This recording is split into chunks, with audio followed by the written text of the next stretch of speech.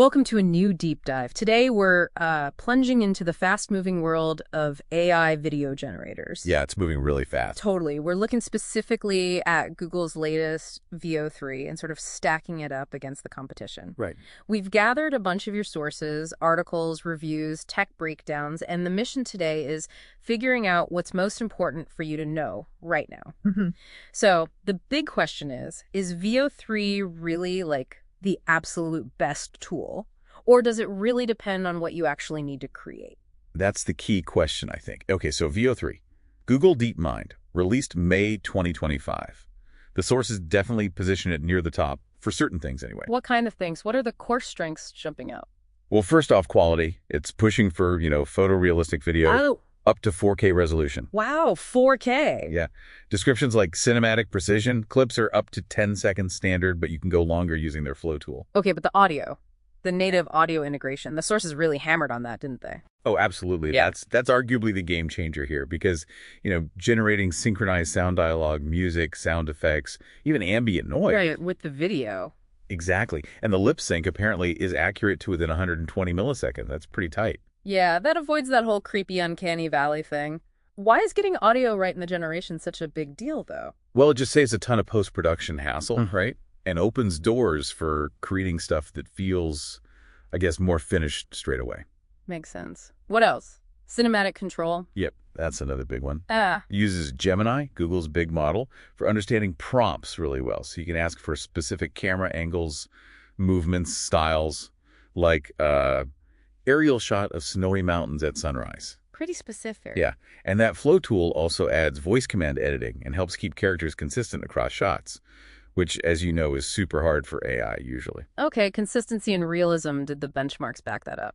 Seems so. You got high scores on Vbench 2.0. Those are standard tests. Things like 8.9 out of 10 for temporal consistency, keeping things stable over time. Okay. And 9.1 for anatomy accuracy. It seems to be pretty good at realistic motion, how objects interact, facial expressions, nailing those details. And who can actually use it? Accessibility, safety? You can get it via Gemini, Flow, or their Vertex AI platform. Oh, and there's a note about free access for students for 15 months, which is kind of cool. That's a nice touch. And safety-wise, they've got SynthID watermarking, apparently 99.3% detection, plus C2PA metadata for tracking where it came from. People on X are already buzzing, calling it a turning point, making Hollywood-grade stuff. Okay, that's the shiny side. But every coin has two sides. What are the downsides the sources mentioned? For sure. Cost is a big one. Rendering 4K video, reportedly around $18.75 per minute. Ouch, that's steep. Yeah, and it's not instant. It takes maybe 5 to 15 minutes to generate a video, and sometimes you got to try again. Right, iteration time. Exactly. And while the short clips are strong, putting together longer, truly coherent scenes is still a challenge. Plus, full features often mean getting a paid Google AI plan. And the bigger picture stuff, this tech feels powerful. Maybe too powerful? That's the elephant in the room, definitely. Yeah. The sources raise big concerns about misinformation, deepfakes, even with watermarks. Yeah, you hear about scammers using similar tools already. Right. It really makes you think about the wider impact as this gets better and easier to use. So given those limitations, the cost, the time, the ethical worries, maybe VO3 isn't the answer for everyone. What did the sources say about alternatives? They were pretty clear. The best tool is subjective. It really hinges on your needs.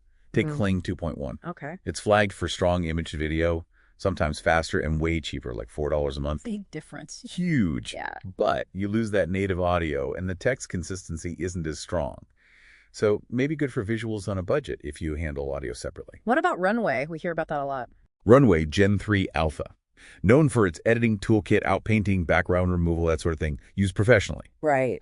But the sources say it needs more careful prompting, and you can burn through credits quickly. Better perhaps for editors or more abstract projects. And OpenAI Sora, the other big name? Sora is definitely photorealistic, integrates with ChatGPT Plus, but clips are shorter, maybe 5-20 seconds. And critically, no native audio. Oh, okay. Plus, some sources noted it still has some physics or consistency hiccups compared to VO3.